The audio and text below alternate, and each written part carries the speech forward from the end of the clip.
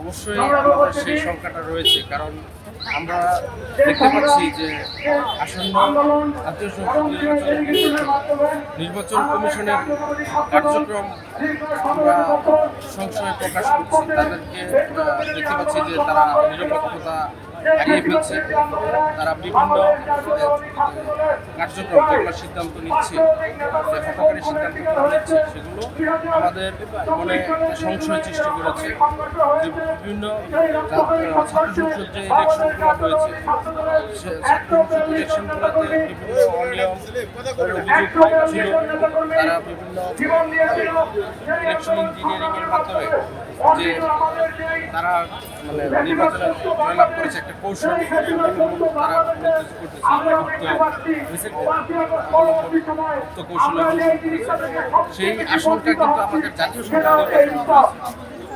আমরা চাই যে নির্বাচন কমিশন একটি জাতীয় সংসদ নির্বাচন, যেটা আমাদের আকাঙ্ক্ষিত একটা নির্বাচন, সেটাকে নিরপেক্ষতা বজায় রেখে অবাধ, সুষ্ঠু, নিরপেক্ষ এবং গ্রহণযোগ্য নির্বাচন আমরা নির্বাচন কমিশনের কাছে প্রত্যাশা করি। এই যে নির্বাচন নিয়ে যে বিভিন্ন কারচুপি করছে একটি দল, তাদের উদ্দেশ্যে কি বার্তা দিবেন আপনারা? একটি দল যে বিভিন্ন কারচুপি করছে নির্বাচন নিয়ে, তাদের উদ্দেশ্যে কি বার্তা দিবেন আপনারা আজকে?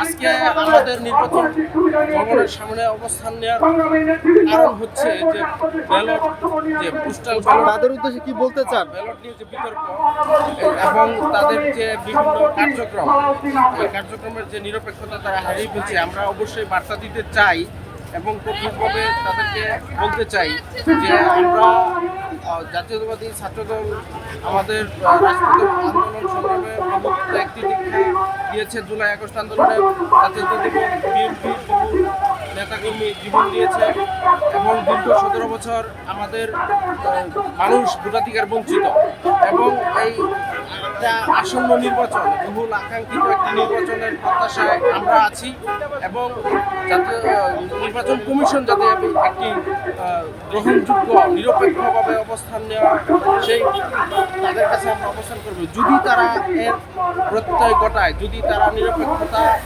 অবলম্বন না করে, নিরপেক্ষভাবে কাজ না করে, অবশ্যই আমরা এই নির্বাচন কমিশনের বিরুদ্ধে অবস্থান নেব এবং আমরা নিরপেক্ষ নির্বাচন কমিশনের মাধ্যমে একটি গ্রহণযোগ্য নির্বাচন চালাব।